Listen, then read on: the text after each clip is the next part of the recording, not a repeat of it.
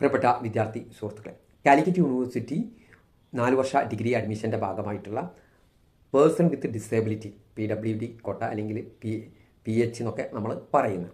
Okay, പിന്നെ sports quota, അതുപോലെ തന്നെ മാനേജ്മെൻറ്റ് കോട്ട, ഇതിൻ്റെ മൂന്നിൻ്റെയും അഡ്മിഷൻ എങ്ങനെയെന്ന് ഒട്ടേറെ വിദ്യാർത്ഥികൾ ചോദിക്കുകയുണ്ടായി. അതിൻ്റെ അടിസ്ഥാനത്തിലാണ് ഞാൻ ഈ വീഡിയോ ചെയ്യുന്നത്.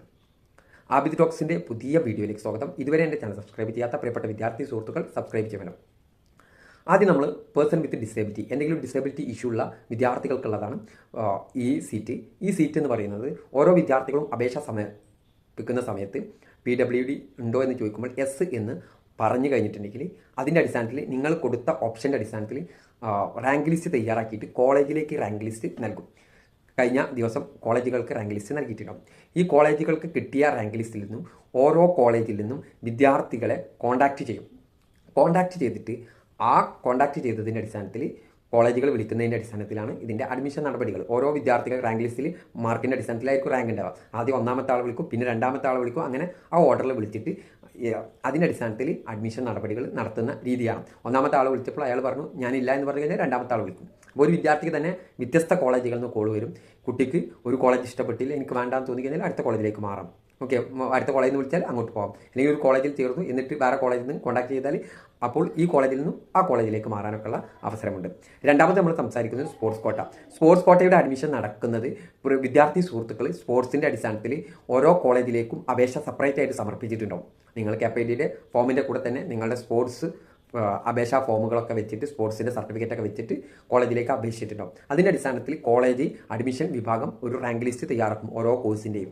ആ റാങ്ക് ലിസ്റ്റിൽ ഓരോ കോഴ്സിനും എയ്ഡഡ് കോഴ്സുകളിൽ 2 സീറ്റ്, ഗവൺമെൻറ് കോളേജിലും എയ്ഡഡ് കോളേജിലും 2 സീറ്റ് ഉണ്ട്. പിന്നെ സെൽഫ് ഫിനാൻസിങ് കോളേജിലും സീറ്റ് ഉണ്ട്. ഇതിൽ സ്പോർട്സ് വിദ്യാർത്ഥികൾ കൂടുതലായി നോക്കുക എയ്ഡഡ് ഗവൺമെൻറ് കോളേജുകളായിരിക്കും. അങ്ങനെ ഓരോ കോഴ്സിലുള്ള 2 സീറ്റിലേക്ക് അതാത് കോളേജുകൾ എന്ത് ചെയ്യും, ഈ സ്പോർട്സ് കോട്ടൻ്റെ ലിസ്റ്റിലുള്ള ഒന്നാമത്തെ ആളെ ആദ്യം വിളിക്കും, രണ്ടാമത്തെ ആളെ വിളിക്കും. ആ റാങ്ക് ലിസ്റ്റിൻ്റെ അടിസ്ഥാനത്തിലാണ് കോളേജുകൾ വിളിക്കുക. അതിൻ്റെ അടിസ്ഥാനത്തിലാണ് അതിൻ്റെ അഡ്മിഷൻ നടപടികൾ നടക്കുക. ഇന്നാണത് പബ്ലിഷ് ചെയ്യാൻ യൂണിവേഴ്സിറ്റി പറഞ്ഞിട്ടുള്ളത്. കുറേ കോളേജുകളൊക്കെ പബ്ലിഷ് ചെയ്തതായിട്ട് കണ്ടു. ആ റാങ്ക് ലിസ്റ്റിൽ നിന്ന് ഇന്ന് മുതൽ അഡ്മിഷൻ നടത്തി തുടങ്ങാം. ഇന്ന് മുതൽ വേണമെങ്കിൽ നടത്താം. ഇനി നാളെ അല്ലെങ്കിൽ മറ്റന്നാളൊക്കെ വിളിച്ചുകൊണ്ട് അവർക്ക് തുടങ്ങാവുന്നതാണ്. മൂന്നാമത്തേതാണ് മാനേജ്മെൻറ്റ് കോട്ട. മാനേജ്മെൻറ്റ് കോട്ട എന്ന് പറയുന്നത് എയ്ഡഡ് കോളേജുകളിൽ 20% സീറ്റ് മാനേജ്മെൻറ്റ് കോട്ടയാണ്. സെൽഫ് ഫിനാൻസിങ് കോളേജിൽ 50% മാനേജ്മെൻറ്റ് സീറ്റാണ്. ഈ മാനേജ്മെൻറ്റ് സീറ്റിലേക്ക് ഓരോ കോളേജുകളും അപേക്ഷ ക്ഷണിച്ചിട്ടുണ്ടാവും. ആ അപേക്ഷയുടെ അടിസ്ഥാനത്തിൽ അവർക്ക് മാർക്കോ ഒന്നും നോക്കണ്ട, അവർക്ക് ആരെയാണോ എടുക്കാൻ താല്പര്യമുള്ള അവരെടുക്കാം. യൂണിവേഴ്സിറ്റി ഒരു വിദ്യാർത്ഥിക്ക് കൊടുക്കാനുള്ള എലിജിബിലിറ്റി കണ്ടീഷൻ ഫോളോ ചെയ്ത ആരെയും ആ കോളേജുകാർക്ക് എടുക്കാവുന്നതാണ്. എന്ന് പറഞ്ഞു കഴിഞ്ഞാൽ എനിക്ക് 90 ഉണ്ട്, അവന് 70% ഉള്ളൂ, അവനെ മാനേജ്മെൻറ്റ് കോട്ടയിൽ എടുത്തെന്ന് പറഞ്ഞാൽ അതൊരു വിഷയമല്ല. കോളേജുകൾക്ക് ആരെയാണോ ഇഷ്ടമുള്ളത് അവർക്ക് എടുക്കാം.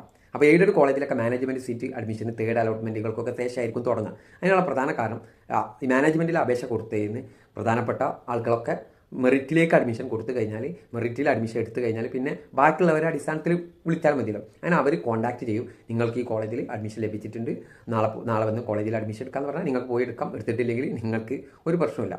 ഇതാണ് ഈ 3 കോട്ടയിലേക്കുള്ള അഡ്മിഷൻ രീതി. Okay, thank you.